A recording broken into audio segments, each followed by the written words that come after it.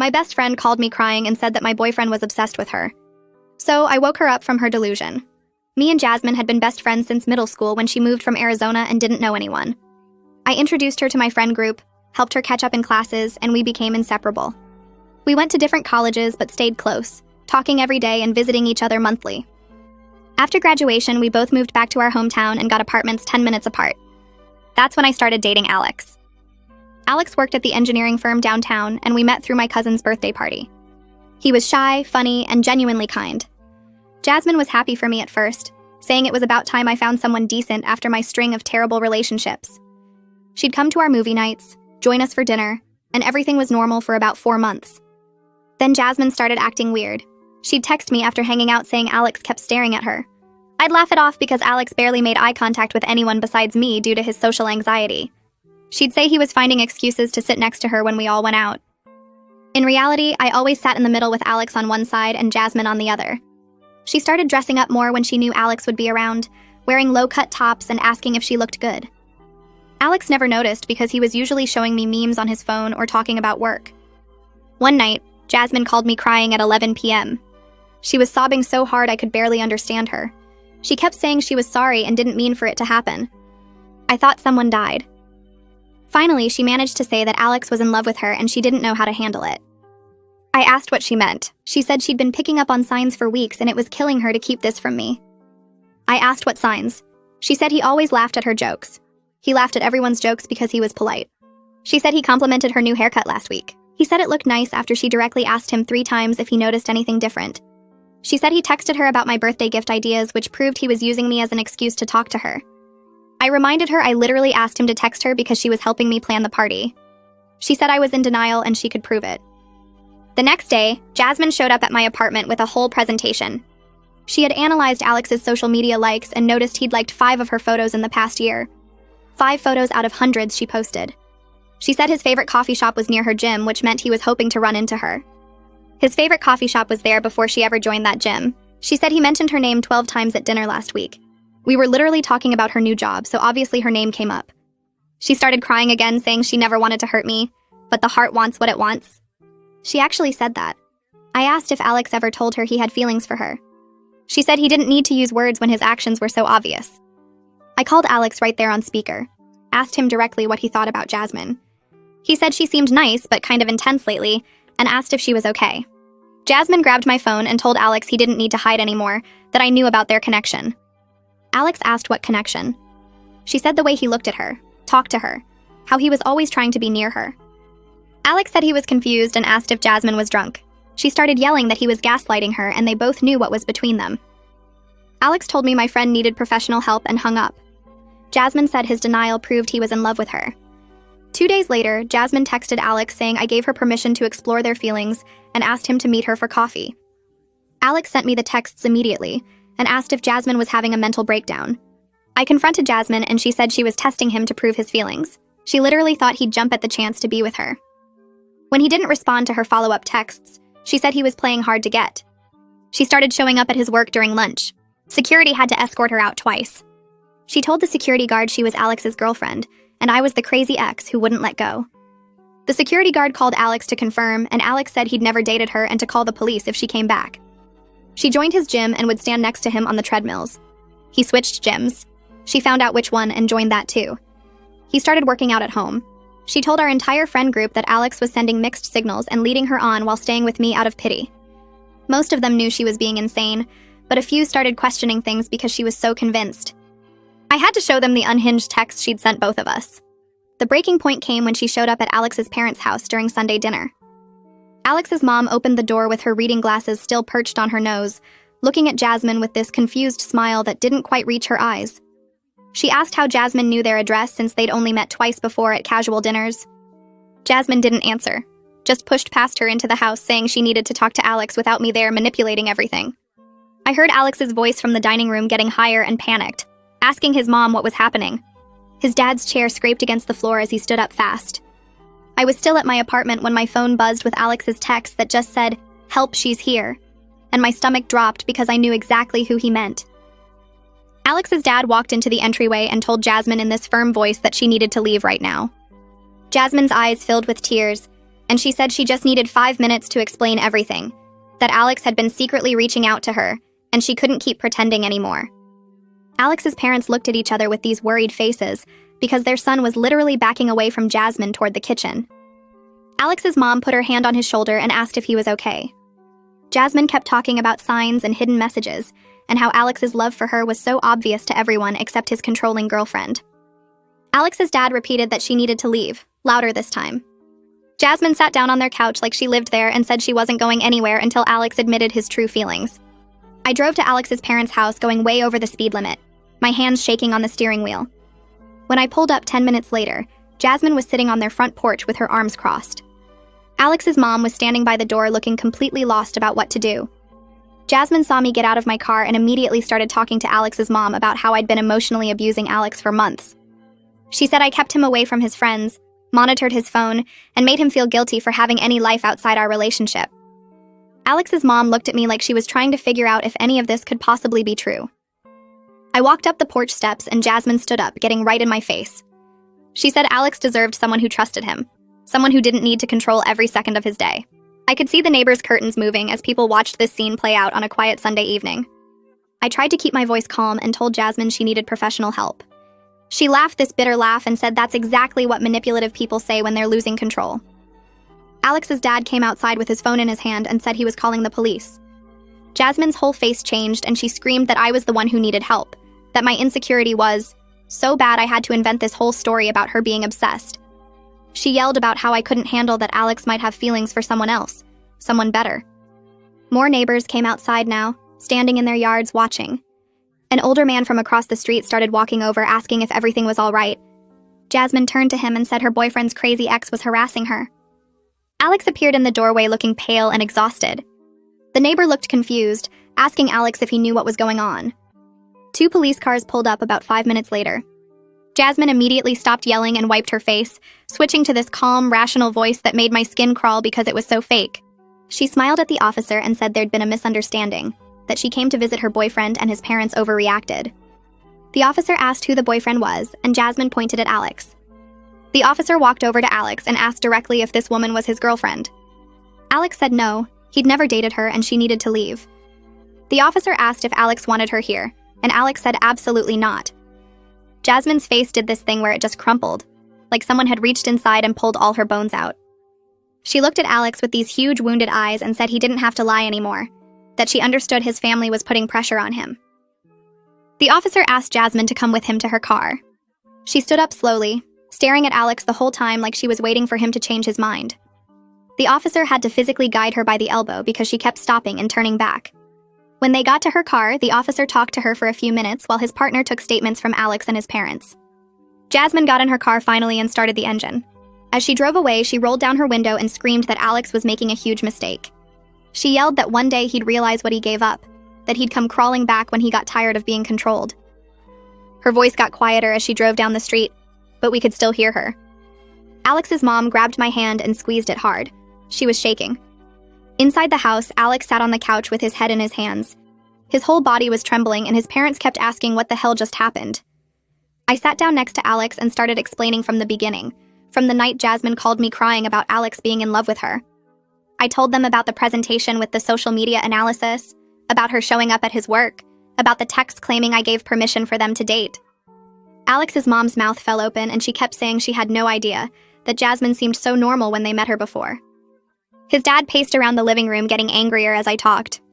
When I finished, his dad said we needed to talk to a lawyer first thing Monday morning. He said this wasn't just weird friend drama anymore, this was stalking, and we needed legal protection. That night, Alex stayed at my apartment because neither of us wanted to be alone. We lay in bed, but neither of us could sleep. Every sound made us both jump. A car door slamming outside had Alex sitting straight up. When my neighbor's cat knocked over something in the hallway, I was out of bed before I even realized I was moving. Around 3 a.m, Alex admitted he was scared of what Jasmine might do next. He said every time we set a boundary or told her no, she just became more convinced they had this deep connection. He talked about how she'd shown up at 2 different gyms, how she'd told security at his work that she was his girlfriend, how she genuinely seemed to believe her own lies. I realized we weren't dealing with a friendship problem anymore. This was a real safety threat, and we needed to treat it that way. Sunday morning, I called my cousin Cordelia, who worked in mental health crisis intervention. She answered on the second ring, even though it was barely 8. I explained everything while Alex made coffee in the kitchen, his hands still shaky. Cordelia listened without interrupting, and when I finished, she was quiet for a minute. Then she said Jasmine's behavior matched something called erotomania. She explained it was a delusional disorder where someone believes another person is in love with them, even when there's clear proof they're not. She said people with erotomania can be completely normal in other areas of their life, but have this one fixed delusion they can't let go of. I asked if it was dangerous, and Cordelia's voice got serious. She said it could be, especially when the delusion gets challenged. Cordelia explained that people with erotomania interpret rejections as secret tests, or proof of hidden feelings. She said when Alex told Jasmine he wasn't interested, Jasmine's brain twisted that into evidence that he was forced to deny their connection. Every boundary we set, every time we said no, just made her more certain.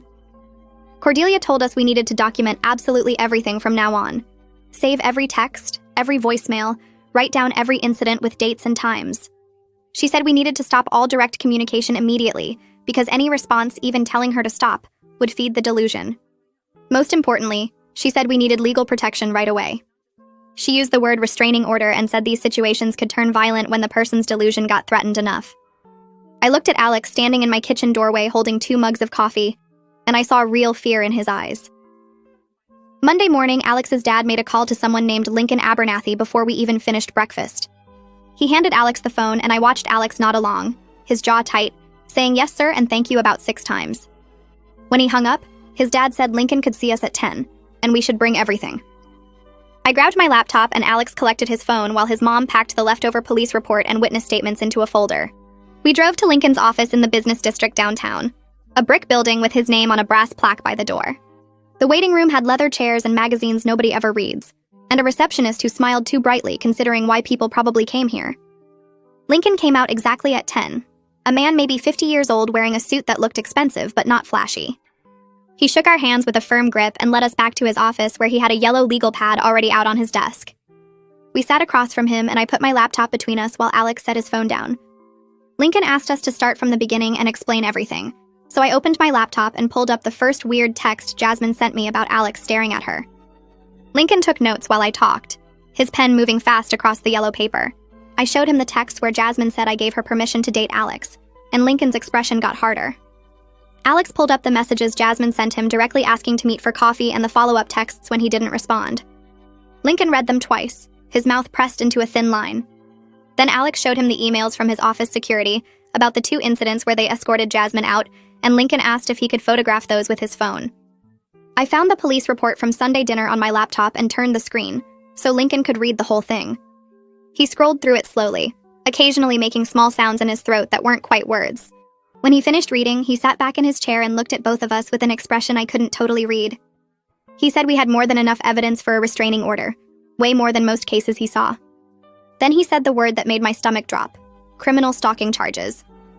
Lincoln explained that what Jasmine did met the legal definition in multiple ways: the workplace harassment, the residential trespassing, the repeated unwanted contact after being told to stop. He said the process would require me and Alex to testify about specific incidents in detail, dates and times, and exactly what happened. His voice got more serious when he said Jasmine would be formally notified of the restraining order filing, and he wanted us prepared that this might trigger another escalation before things got better. He used the word escalation like it was a normal thing to expect, and I realized this was his job, seeing people at their worst and predicting what terrible thing might happen next. We spent the next 3 hours in that office going through every single incident in order. Lincoln had us write detailed statements on his computer, typing out exactly what happened with dates and times for everything we could remember. Alex had to describe the first time Jasmine showed up at his gym, how he felt when he saw her on the treadmill next to him, even though there were 20 empty machines. He typed slowly, stopping every few sentences to take a breath, and I could see his hands shaking slightly over the keyboard. I wrote about the night she called me crying, the presentation she made with the social media analysis, the moment she grabbed my phone to talk to Alex directly. Lincoln asked specific questions about each incident, like did anyone else witness this? Did you tell her explicitly to stop? Did you feel threatened or afraid? Some of the questions felt obvious, but Lincoln said courts needed everything spelled out clearly, no assumptions about what someone meant or felt. Alex got to the part about Jasmine joining his second gym after he switched and he stopped typing completely for a minute. I watched him stare at the screen before he finally wrote that it made him feel violated, like nowhere was safe, like she was always going to find him no matter what he did. Lincoln nodded and said that was exactly the kind of detail the judge needed to hear. By the time we finished, my back hurt from sitting in the same chair, and Alex looked completely drained. Lincoln printed everything out and had us review it one more time, then sign at the bottom of each page. He said he'd file the petition for an emergency restraining order first thing Wednesday morning, and we should expect Jasmine to be served with papers within 48 hours of that. That afternoon, my phone rang while Alex and I were eating sandwiches in my car outside a gas station. It was Myra, and she sounded upset before she even said hello. She told me Jasmine had shown up at her apartment that morning crying and saying Alex got his family to threaten her with lawyers. Myra said Jasmine claimed we were ganging up on her because Alex didn't want to admit his feelings publicly, and his parents were helping him hide the truth. I could hear the uncertainty in Myra's voice, like she was starting to question the version Jasmine had been telling everyone. She asked me directly if that was true, if Alex's family really threatened Jasmine. I told her no. Jasmine trespassed at their house during Sunday dinner, and they called the police, which was not a threat, but a legal response to someone breaking the law. Myra went quiet for a few seconds, and when she spoke again, her voice was different, smaller. She said she was starting to realize the version Jasmine told her might not be accurate. She mentioned little things that hadn't made sense, like how Jasmine said Alex texted her constantly but could never show the actual texts, or how the timeline of events kept shifting depending on when Jasmine told the story. I felt this mix of relief that Myra was finally questioning things and anger that it took this long, that Jasmine got to control the narrative for weeks while Alex and I dealt with actual stalking. I told Myra I would send her everything, all the evidence we just gave to Lincoln. I pulled over into a parking lot so I could focus and started forwarding screenshots of Jasmine's texts to Alex, the ones where she said I gave permission for them to date, the ones where she asked him to meet her after he'd already said no. I sent the security incident reports from Alex's office that documented both times they escorted her out. I sent the police report from Sunday with the officer's notes about Jasmine refusing to leave the property and claiming she was there to talk to her boyfriend, which Alex had to correct by saying he'd never dated her. Myra didn't respond for almost 10 minutes, and I sat there watching the 3 dots appear and disappear on my phone screen. Finally, she called me back instead of texting. She said she felt sick that she doubted me, that she'd actually wondered if maybe I was being controlling or jealous like Jasmine suggested. She admitted Jasmine's story had inconsistencies, but her certainty made it believable, the way she could describe these elaborate scenarios with so much detail that it felt like they must have happened. Myra said she should have asked more questions, should have talked to me and Alex directly instead of just accepting Jasmine's version. I told her it was okay, even though part of me was still angry, because I understood how convincing Jasmine could be when she believed her own delusions so completely. Myra said 3 other friends from our group wanted to apologize and hear the real story directly from me. She suggested we meet at the coffee shop on Main Street the next day, somewhere public and neutral. I felt this weird mix of emotions, relief that they were finally listening, but also frustration that it took lawyers and police reports for them to take this seriously. I agreed to meet them at 2 p.m, and after I hung up, Alex reached over and squeezed my hand. He didn't say anything, but I could see in his face that he felt the same complicated mixture of vindication and exhaustion. The next day, I walked into the coffee shop and saw Myra sitting at a big table in the corner with 3 other friends from our group. They all looked uncomfortable, shifting in their seats and not quite making eye contact when I first sat down. I opened my laptop and pulled up the timeline I'd created for Lincoln, every incident with dates and descriptions. I turned the screen so they could all see and started walking them through it chronologically. Their faces changed as they read, going from uncertain to shocked to horrified. When they got to the text where Jasmine claimed I gave her permission to date Alex, Myra actually gasped. She said Jasmine had told them Alex sent that message to Jasmine as a test, to see if she'd actually meet him, which was the complete opposite of reality. I showed them Alex's response where he forwarded Jasmine's message to me immediately asking if she was having a breakdown. One of the other friends, a girl named Sarah, put her hand over her mouth and shook her head.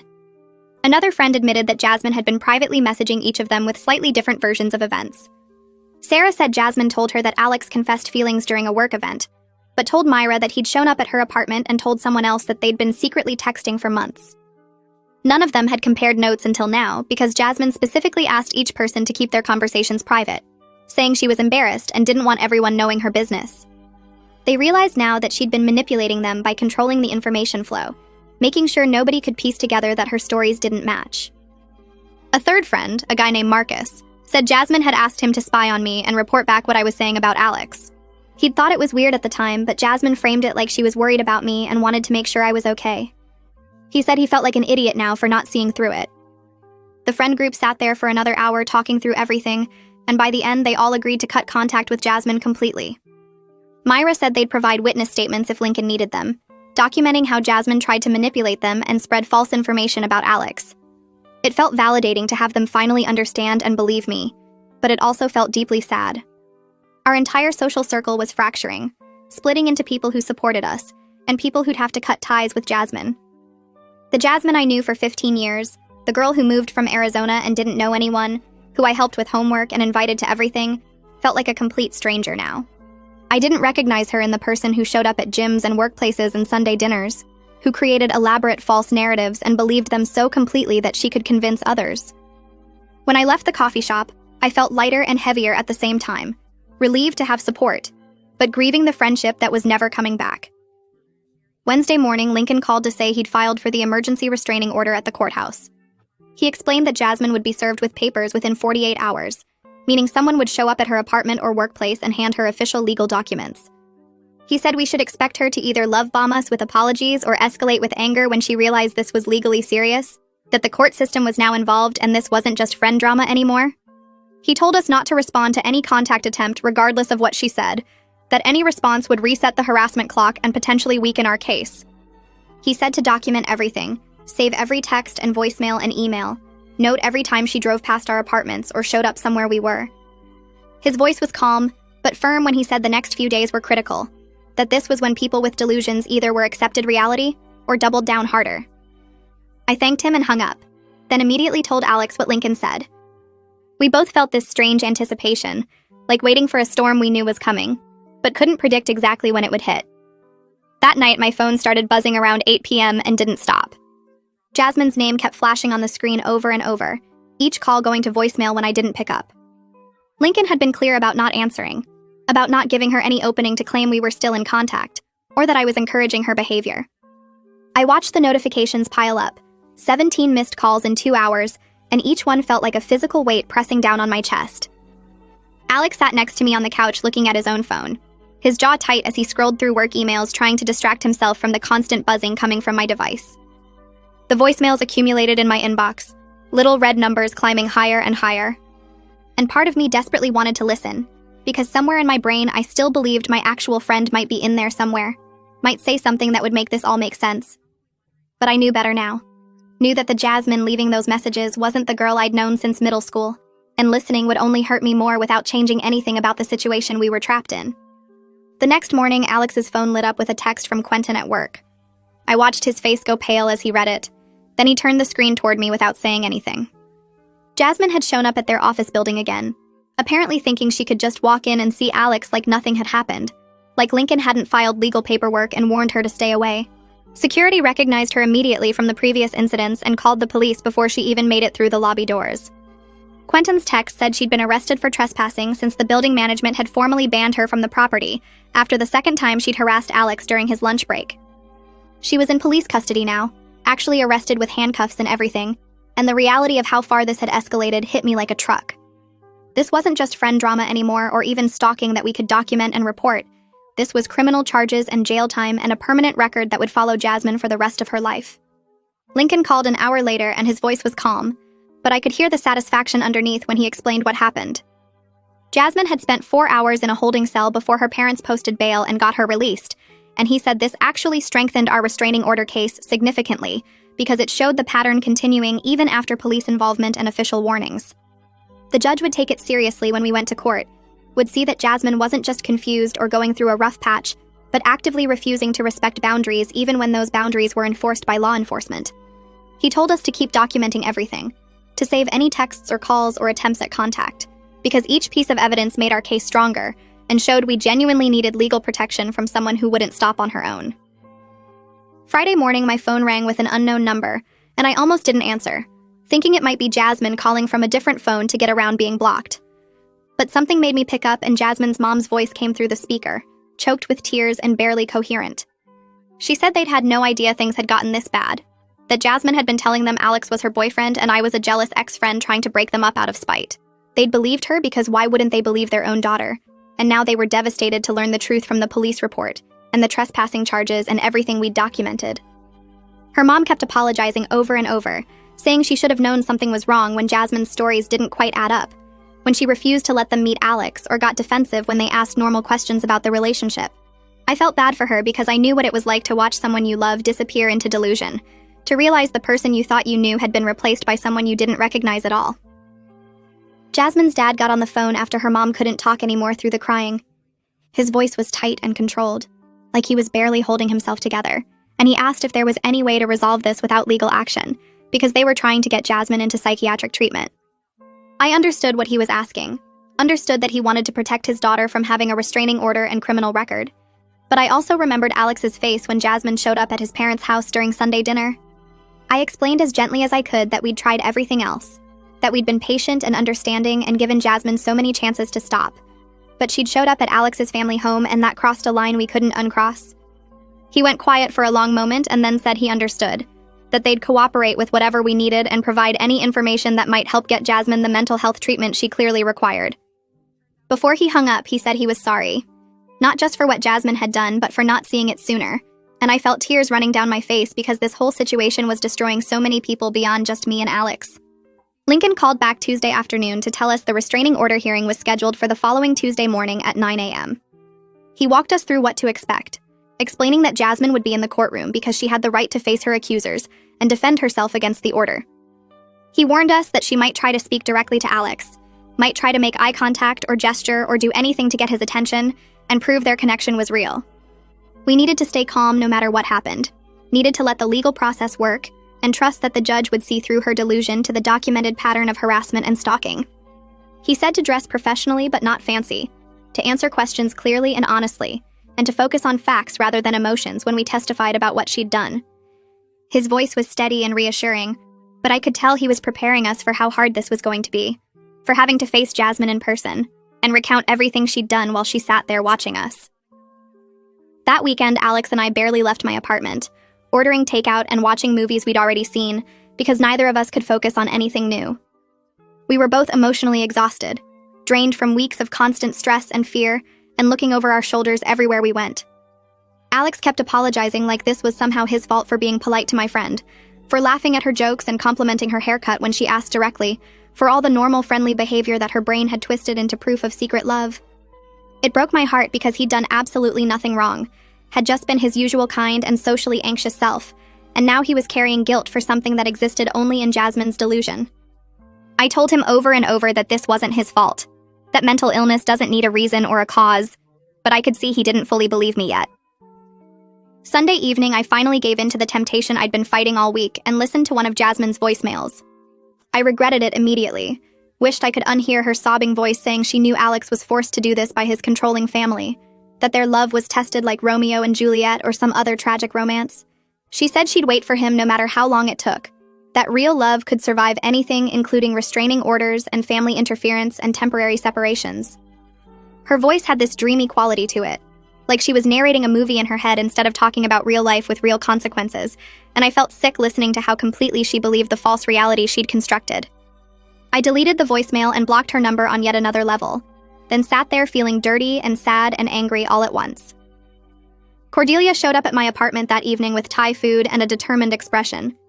She'd taken time to help us prepare mentally for the hearing, explaining in her calm professional voice that facing Jasmine in court might be harder than we expected, because delusional people can be very convincing in their false reality. They believe what they're saying completely, with no doubt or hesitation, and that conviction can make others question what they know to be true. She said we needed to stay grounded in facts, in the documented evidence and witness statements and police reports, rather than getting pulled into the emotional story Jasmine would tell.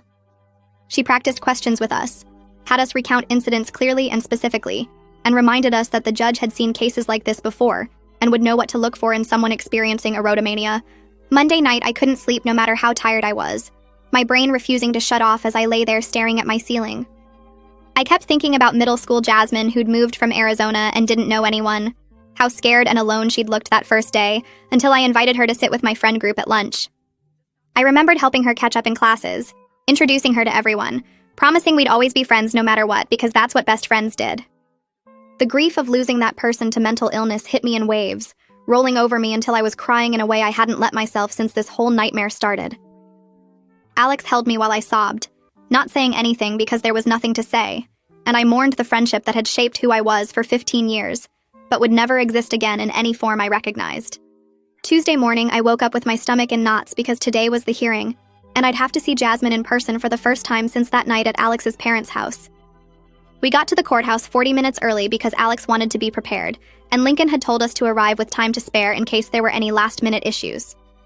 The building was this old brick structure downtown with marble floors that echoed every footstep and made everything feel more serious and official than I was ready for. Lincoln met us in the lobby wearing a dark suit and carrying a leather folder thick with papers, and he walked us through what would happen step by step so we'd know what to expect. We sat on a wooden bench in the hallway outside the courtroom, and I kept watching people walk by, wondering if any of them were going through something similar, or if our situation was as crazy as it felt. Alex held my hand, and his palm was sweating, which made me feel slightly better, because at least I wasn't the only one who was nervous. At exactly 9:30, I saw Jasmine come around the corner with a woman in a gray pantsuit who must have been her public defender. Jasmine had curled her hair and was wearing a blue dress with heels like she was going to brunch instead of a restraining order hearing, and when she saw Alex, her whole face lit up with this hopeful smile that made my skin crawl. She looked at him like he was her boyfriend who she hadn't seen in weeks, and was so excited to finally be near again, completely ignoring the fact that we were literally in court because she wouldn't leave him alone. Alex squeezed my hand so hard it hurt, and turned his body slightly away from her, and I could feel him shaking next to me. Jasmine's lawyer tried to guide her into the courtroom, but Jasmine kept looking back at Alex over her shoulder with that same dreamy expression, and I wanted to scream at her that this wasn't a romantic movie. This was real life with real consequences. We filed into the courtroom and sat at a table on the left side, while Jasmine and her defender sat on the right, and the whole time we were waiting for the judge, Jasmine kept stealing glances at Alex and smiling like they were sharing some private joke. The judge came in and everyone stood up, and she was this older woman with gray hair pulled back in a bun who looked tired and like she'd seen every kind of case imaginable. Lincoln stood up and started presenting our evidence in this calm, organized way that made everything sound even more disturbing when laid out chronologically.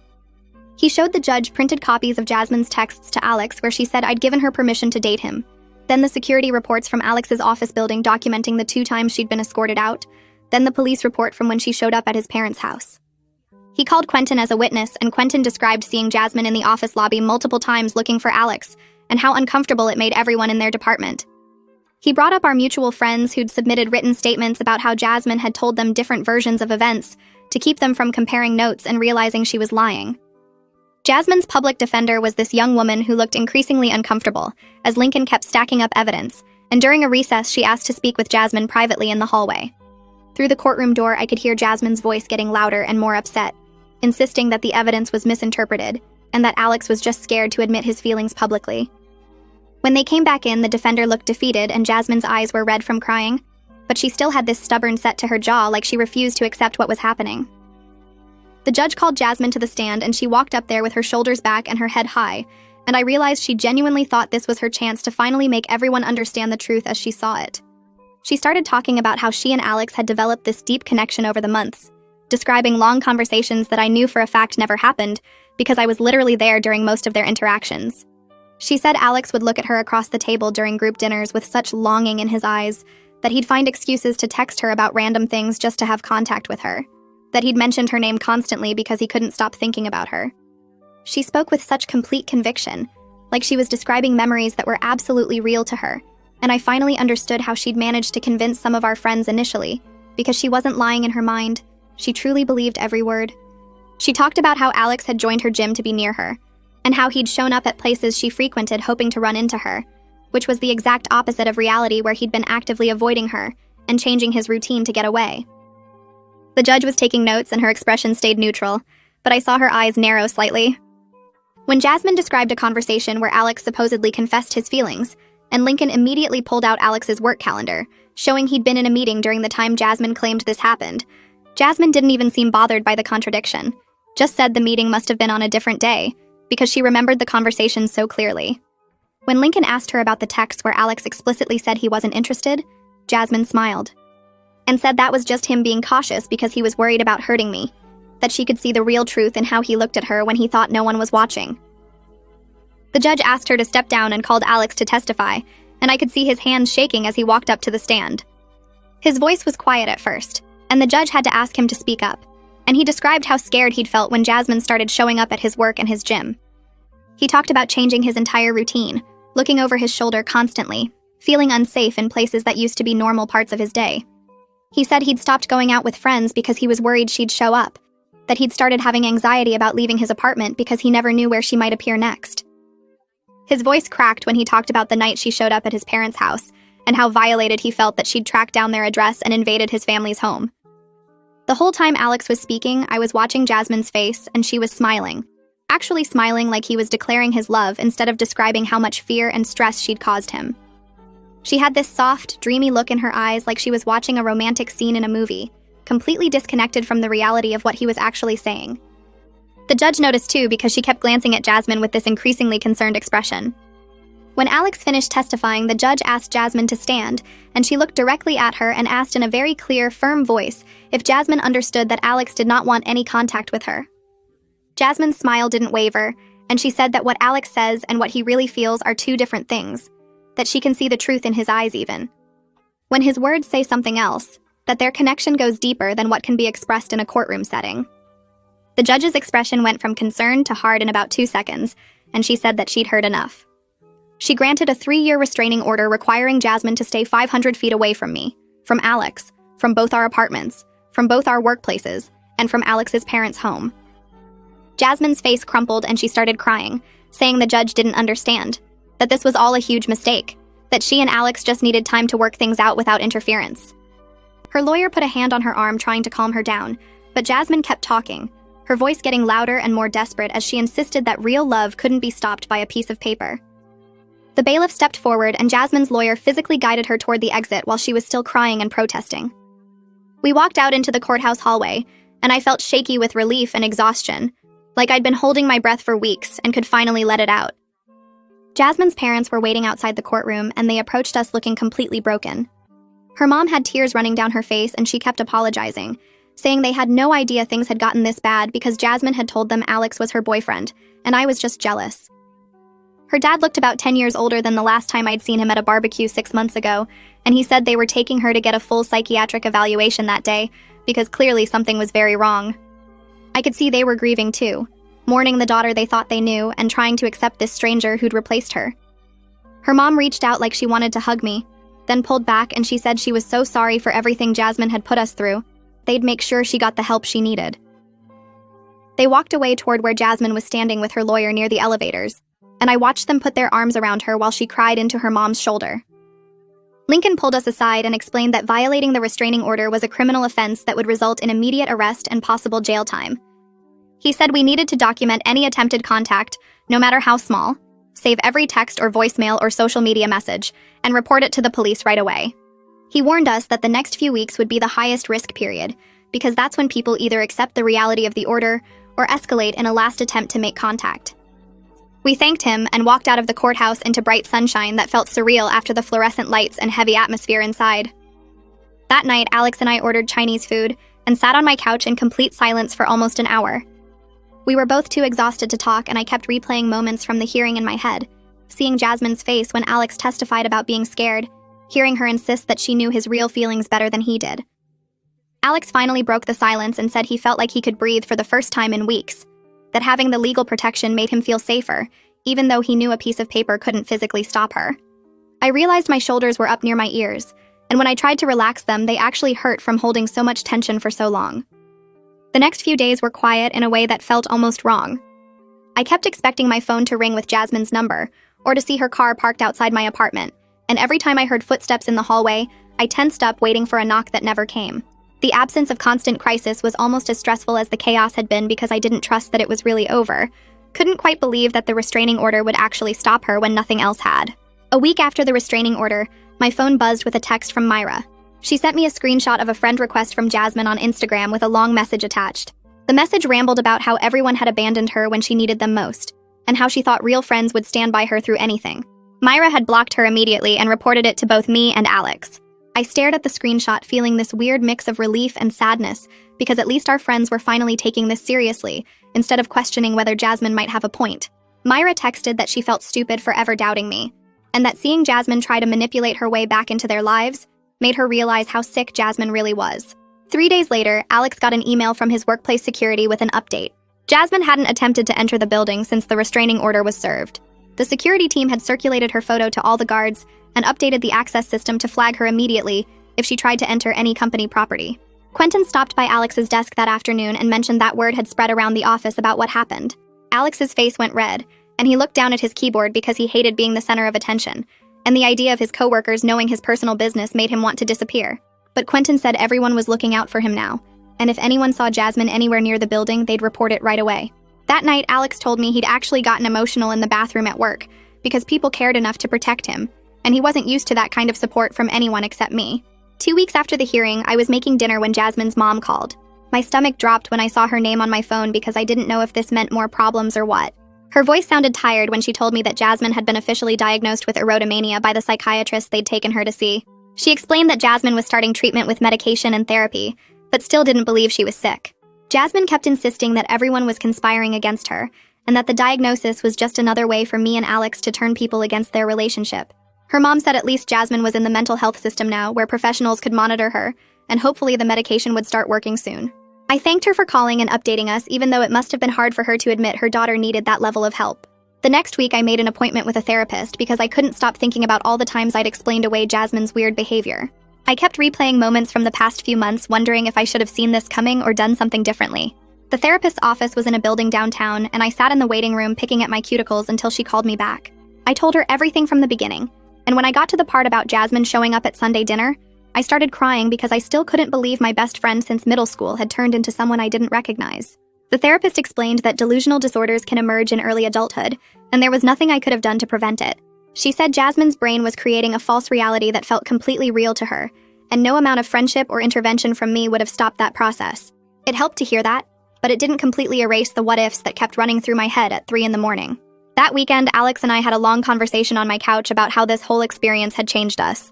He said he'd learned to trust his discomfort instead of being polite when something felt wrong. He admitted that Jasmine had made him uncomfortable pretty early on, but he'd ignored it because he didn't want to cause problems in my friendship, and now he realized that instinct was trying to warn him. I told him I needed to work on not explaining away concerning behavior just because I loved someone. I'd spent so much energy convincing myself that Jasmine's actions were just her being dramatic, or going through something instead of accepting that her behavior was genuinely dangerous. We both agreed that we'd rather hurt someone's feelings by setting boundaries than end up in another situation like this one. A month after the restraining order, we decided to cautiously start reclaiming our normal life. Alex went back to his regular gym, but only during off-peak hours when it was less crowded, and he could keep an eye on who was coming in. I started meeting friends at our usual coffee shop instead of avoiding places Jasmine might know about. It felt weird at first because I kept looking over my shoulder expecting to see her standing there watching us, but slowly the knot in my chest started to loosen, and I could actually enjoy my coffee without scanning the room every 30 seconds. Quentin invited us to a work happy hour at a bar near Alex's office, and Alex actually said yes, which surprised me. He'd been avoiding social events with coworkers for months because he was embarrassed about the whole situation. We showed up and his coworkers were supportive without being weird about it. Nobody asked intrusive questions or treated Alex like he was fragile. They just included him in conversations about normal work stuff and made jokes and acted like everything was fine. I watched Alex's shoulders relax as the night went on, and he laughed at something Quentin said. It was the first time in months that I'd seen him look genuinely comfortable around other people. The next week, I was at the grocery store picking up milk when I saw Jasmine's aunt in the produce section. She'd been at family barbecues and birthday parties throughout my entire friendship with Jasmine. I'd known her since I was 12 years old. She saw me at the same time I saw her and immediately looked down at the apples she was examining. She grabbed a bag and walked quickly toward the other side of the store without making eye contact. It stung worse than I expected because I realized this situation had cost me more than just Jasmine. It had fractured connections with people who were part of my childhood and who probably heard some twisted version of events that made me look like the villain. 6 weeks after the hearing, Lincoln called while I was at work. I stepped outside to take the call, and he told me that Jasmine had violated the restraining order by sending a letter to Alex's parents' house. The letter rambled about true love conquering all obstacles, and how their connection was too strong for legal documents to destroy. Lincoln said we needed to report it immediately, so there was documentation of the violation. He explained that even though it was just a letter and not a physical confrontation, any contact was a violation and needed to be taken seriously. I called Alex right away, and he sounded exhausted when he answered. He said he'd hoped the restraining order would be enough to make Jasmine stop, but apparently her delusion was stronger than legal consequences. The police visited Jasmine that afternoon with a warning about the violation. Her parents called us a few hours later, apologizing over and over. Her dad's voice sounded completely worn out when he said they were increasing Jasmine's psychiatric supervision and making sure she understood that any more contact would result in criminal charges. I could hear how exhausted they both sounded dealing with a daughter who refused to accept reality no matter how many doctors or lawyers or judges told her she was wrong. Alex and I sat at my kitchen table the next morning with coffee. Neither of us was drinking. Lincoln had emailed us copies of the violation report, and we stared at the documents like they might suddenly change what happened. I asked if we should press criminal charges, and Alex rubbed his eyes with both hands before saying he didn't know anymore. We'd been dealing with this for months, and every consequence just seemed to make Jasmine dig deeper into her delusion instead of pulling her out. I reminded him that her parents said she was in treatment now, and maybe the warning would be enough. Alex nodded slowly and said he wanted to believe treatment would work, but he was tired of hoping things would get better only to have Jasmine show up somewhere new. We called Lincoln and told him we wanted the formal warning documented but wouldn't pursue charges this time. Lincoln said that was reasonable given the circumstances, but warned us to report any future contact immediately, because patterns of violation usually got worse instead of better. He told us the warning would make it clear that next time meant arrest with no exceptions, and Jasmine's parents had been informed of the consequences. After we hung up, Alex said he felt like we were being too soft, but also didn't want to be the reason someone went to jail when they were sick. I understood exactly what he meant because I kept going back and forth between anger at what Jasmine put us through and sadness that my best friend's brain had broken in a way that destroyed everything. 2 months after the restraining order was granted, I was cleaning out my closet and found a shoebox full of old photos. I pulled out the stack and started flipping through pictures of Jasmine and me from high school. There was one from homecoming sophomore year, where we were both wearing terrible dresses and making silly faces at the camera. Another showed us at graduation with our arms around each other and genuine smiles that came from years of actual friendship. I found photos from college visits where we'd explored each other's campuses and pretended to be students there. Birthday parties and random weekend hangouts and inside jokes captured in moments that felt so normal and happy. I sat on my bedroom floor surrounded by evidence of a friendship that used to be real and started crying. Not the angry crying from when everything was actively falling apart, but the grief crying that comes when you finally accept something is gone. The Jasmine in these photos was my best friend who helped me study for tests and listened to me complain about bad dates and knew exactly how to make me laugh when I was sad. That person didn't exist anymore, and maybe she'd been disappearing for longer than I wanted to admit. I looked at a photo of us from middle school right after we met and wondered if there had been signs even then that I missed, or if mental illness just happened sometimes without warning. My therapist kept saying I couldn't have prevented this, but sitting there with 15 years of friendship scattered around me made it hard to believe that. My next therapy session happened 3 days after I found the photos. I told my therapist about crying over the pictures, and she asked what made me sad about seeing them. I explained that it felt like mourning someone who was still alive, because the Jasmine I knew was gone, but replaced by someone wearing her face who believed things that weren't real. My therapist nodded and said, "Grief doesn't only happen when someone dies." She explained that I was grieving the loss of who Jasmine used to be, and the friendship we had, and that was completely valid even though Jasmine was still physically alive. I asked how I was supposed to grieve someone while also maintaining a restraining order against them, and she said those two things didn't contradict each other. She told me I could be sad about losing my friend while still protecting myself from the person she became. I could remember the good parts of our friendship while acknowledging that continuing any relationship now would be dangerous. She said holding both of those truths at the same time was hard, but necessary, and it didn't make me a bad person for choosing safety over loyalty to someone who couldn't respect boundaries. I left that session feeling like someone finally gave me permission to be sad without feeling guilty about the restraining order. I could miss who Jasmine was, and still know that keeping her away from us was the right choice. A week later, Alex and I were making dinner at his apartment when he told me something that surprised me. He said his anxiety had decreased a lot over the past few weeks, and he was sleeping through the night again instead of waking up at every sound. I realized I'd noticed him seeming more relaxed but hadn't connected it to the absence of constant threat.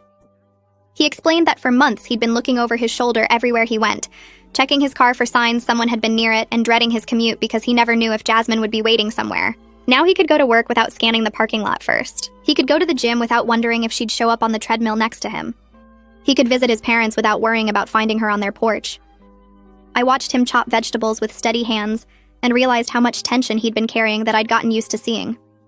His shoulders weren't hunched anymore, and he wasn't constantly checking his phone for notifications from unknown numbers. I told him I was glad he could breathe again, and he said it made him realize how much stress we'd both been living with for months. I hadn't thought about my own stress as much because I was focused on protecting him, but hearing him describe the relief of normalcy made me notice that I felt lighter too. We weren't jumping at shadows anymore, and that felt like getting part of our lives back. 3 months after the restraining order, I met up with Myra and 2 other friends from our group at a coffee shop. We'd been trying to rebuild our friendships after everything that happened with Jasmine, and it was slowly starting to feel normal again. Nobody mentioned Jasmine directly, but there was this understanding between us that we'd all learned something from missing the warning signs. Myra talked about a guy she'd been dating who gave her a weird feeling, and instead of ignoring it like she might have before, she asked direct questions and trusted her gut when his answers didn't add up. Another friend mentioned that she'd been reading about manipulation tactics because she felt stupid for believing Jasmine's different versions of events. I realized our entire friend group had been changed by what happened, and we were all more careful now about taking people at their word without evidence. We didn't talk about Jasmine much anymore because there wasn't anything new to say, and rehashing it just made everyone uncomfortable. But sometimes someone would reference something that happened before, and we'd all have this moment of shared understanding about how different things were now. Our group had settled into a new normal that didn't include Jasmine and probably never would again. It was sad in a way, but also felt stable and safe, and I was grateful these friends had stuck around after everything got messy. 4 days later, I got a text message from a number I didn't recognize.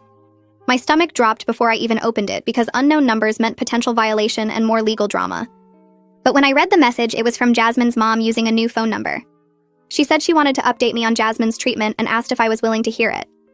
I called Alex before responding, and we decided together that hearing updates from her parents were different from contact with Jasmine herself. I texted back that I was willing to listen, and Jasmine's mom called me within minutes. Her voice sounded tired but also cautiously hopeful when she explained that Jasmine was responding to medication and starting to have moments of clarity. I asked what that meant, and she said Jasmine had stopped insisting that Alex was in love with her, which was huge progress even if it seemed like a small thing. She explained that Jasmine still struggled to accept full responsibility for what happened, and sometimes slipped back into thinking everyone was against her. But there were moments now where Jasmine acknowledged that her thoughts about Alex weren't based in reality, and that was more progress than they'd seen in months. I asked if Jasmine had said anything about me, and her mom paused before saying Jasmine remembered our friendship, but couldn't quite reconcile the person she remembered with the person who got a restraining order. I told her I understood and thanked her for the update. After we hung up, I felt this complicated mix of relief that Jasmine might be getting better, and sadness that even with treatment, she might never fully understand what she put us through. The following Sunday, Alex's parents invited us over for dinner. I felt nervous driving to their house because the last time we'd been there, Jasmine was sitting on their porch refusing to leave. But when we arrived, everything was calm and normal. His mom answered the door with a smile, and his dad was in the kitchen making Alex's favorite pot roast. We sat at the same dining room table where the crisis had happened months ago, but this time we talked about regular things like Alex's work and his mom's book club and plans for the holidays. His mom had made mashed potatoes exactly how Alex liked them, and there was apple pie for dessert. We laughed about silly things, and his dad told stories about Alex as a kid that made everyone crack up. The whole evening felt peaceful in a way that seemed almost miraculous after months of chaos and fear. When we were leaving, Alex's mom hugged me tight and whispered that she was glad we were safe now. Driving home, I realized how much I'd missed normal family dinners where the biggest stress was whether there would be enough dessert. The absence of crisis felt like the greatest gift anyone could have given us. 4 months after the hearing, Alex surprised me by suggesting we take a weekend trip to the beach. We hadn't left town since everything started with Jasmine because staying local felt safer, and we could respond quickly if something happened. But Alex said he was tired of letting fear control our choices, and he wanted to do something normal that couples our age did. I agreed immediately because I'd been craving a break from all the locations tied to the stalking. We drove 3 hours to a beach town neither of us had been to before and checked into a small hotel near the water. Walking on the sand that first evening felt incredibly freeing because Jasmine didn't know we were there and couldn't show up unexpectedly. We could just exist without constantly scanning our surroundings for threats. That night we had dinner at a seafood restaurant, and Alex seemed more relaxed than I'd seen him in almost a year. We talked about things that had nothing to do with restraining orders or court hearings or mental illness. We made plans for where else we wanted to travel and what we wanted to do next summer. It felt like reclaiming our relationship from the shadow Jasmine's delusion had cast over everything. On our second day at the beach, Alex and I were walking along the shore when he stopped and turned to face me. The sun was setting behind him and his expression was serious but not worried. He said he'd been thinking a lot about our relationship and what he wanted for our future. I felt my heart speed up because serious conversations could go either direction. But then he smiled and said he wanted to move forward instead of letting what happened define us forever.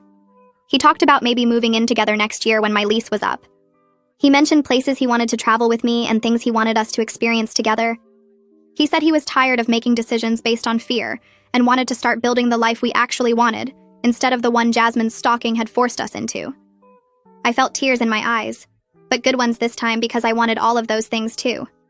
We'd spent so long in survival mode that I'd almost forgotten we were supposed to be building something together. Standing there on the beach with Alex talking about our future felt like coming back to life after months of just trying to get through each day. Driving home from the beach on Sunday afternoon, I realized something had shifted inside me. For the first time in months, I felt actually excited about the future, instead of just relieved that each day passed without incident. The trauma of everything that happened would always be part of our story, and I'd probably always have moments of looking over my shoulder or feeling anxious when I saw someone who looked like Jasmine. But sitting in the car with Alex discussing which furniture we'd keep if we moved in together and debating whether we wanted a one-bedroom or two, I understood that what happened didn't have to be the whole story. We got to decide what came next, and that power felt significant after months of reacting to someone else's delusions. The restraining order still had over 2 years left, and Jasmine was still in treatment with an uncertain outcome. But Alex and I were building something that belonged to just us, and that felt like taking back control of our lives. 5 months after the restraining order started, my phone rang while I was making breakfast, and the caller ID showed it was her dad. My stomach dropped because we hadn't talked since the courthouse hallway, when he apologized for not seeing the signs sooner. I answered, and he sounded tired but less panicked than the last time we spoke. He told me he wanted to give me an update about how things were going with treatment. His voice was careful, like he was worried about upsetting me, but he said something had shifted in the past few weeks that felt significant. She had finally accepted that she needed professional help instead of insisting everyone else was wrong. He explained she was working with a psychiatrist who specialized in delusional disorders, and the doctor had her on medication that seemed to be helping. The progress was slow, and there were still bad days where old thought patterns came back, but she was starting to understand that what she believed about Alex wasn't based in reality. I stood there holding the phone and feeling this weird mix of relief and sadness because part of me had wondered if she'd ever get better. He said the psychiatrist explained it might take years of consistent treatment, and even then recovery wasn't guaranteed, but at least she was trying now instead of fighting everyone. I asked the question that had been sitting in my chest for months, whether she had said anything about me or our friendship. There was this long pause on the other end of the line, and I could hear him breathing. He finally said she had expressed regret about losing the friendship, but still struggled to fully accept her role in what happened. She knew things went wrong, but couldn't quite connect her actions to the consequences in a way that showed real understanding. He said the psychiatrist was working on that part specifically because accepting responsibility was crucial for actual recovery. His voice got quieter when he said maybe someday she'd be healthy enough to make real amends, but that was years away if it happened at all. He wasn't asking me to forgive her or wait around for an apology that might never come. He just wanted me to know she wasn't the same person who showed up at Sunday dinner anymore, even if she wasn't fully well yet either. I thanked him for calling and told him I hoped treatment continued helping her. After we hung up, I sat at my kitchen table for a long time thinking about the friend I used to know, and the stranger she became. That evening, Alex came over and I told him about the phone call. We ended up having this long conversation about whether we'd ever accept an apology from her if she offered one in the future. Alex said he'd been thinking about it too because part of moving forward meant deciding what forgiveness looked like for us. He said he could probably forgive her someday for what she put us through, especially now that we knew it was a genuine mental illness and not just manipulation. But forgiveness didn't mean going back to how things were before or letting her back into our lives. I agreed completely because even if she got healthy and understood what she did, the damage to our friendship was permanent. Too much had happened and too much trust had been broken. We both felt okay with that boundary, and it felt good to be on the same page about it. Alex said he didn't want to carry anger forever, but he also didn't want to pretend everything could be fixed with an apology. I realized that's exactly how I felt too, like we could let go of the worst feelings without opening ourselves up to being hurt again. We talked about how strange it was that someone we cared about became someone we needed legal protection from, and how that grief was separate from the relief of being safe now. 6 months after the restraining order was granted, our lives had settled into something that felt genuinely normal again. Alex got a promotion at work that he'd been working toward for over a year, and his boss specifically mentioned how impressed they were with his performance despite everything he'd been dealing with. I started taking a pottery class at the community center on Thursday nights, something I'd always wanted to try but kept putting off. The class was full of people who had no connection to the drama that had consumed months of my life, and I loved having that separate space where I was just someone learning to throw clay. We were planning a trip to visit Alex's college friends next month, people he hadn't seen in person since everything started because we'd been too anxious to travel. His friends knew the basic situation, but mostly they just wanted to hang out and catch up on normal life stuff. I bought new luggage for the trip and felt excited instead of worried, which seemed like a small thing but meant everything after months of constant fear. Alex and I went to movies without scanning the parking lot first. I met friends for coffee without that tight feeling in my chest, wondering if she'd show up.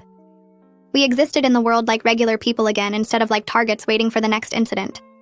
The restraining order still had 2.5 years left on it, and we'd been told through her parents that there had been no further violations since the letter incident. Her parents reported she was stable on medication and living with them while continuing intensive therapy 3 times a week. I felt sad about how everything turned out, because this wasn't the ending I would have chosen for a 15-year friendship. But I didn't regret protecting ourselves, and I didn't regret the restraining order. Sometimes caring about someone means accepting you can't fix them, and you have to prioritize your own safety. That's what I told my therapist, and she said it showed real growth in understanding healthy boundaries.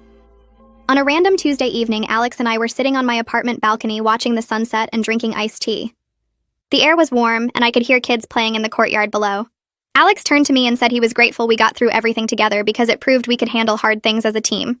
He said a lot of couples would have broken up under that kind of pressure, but somehow it made us stronger instead of tearing us apart. I agreed and realized I trusted him more now than I did before everything happened, which seemed backwards but made sense. We'd seen each other at our most scared and most stressed, and neither of us ran.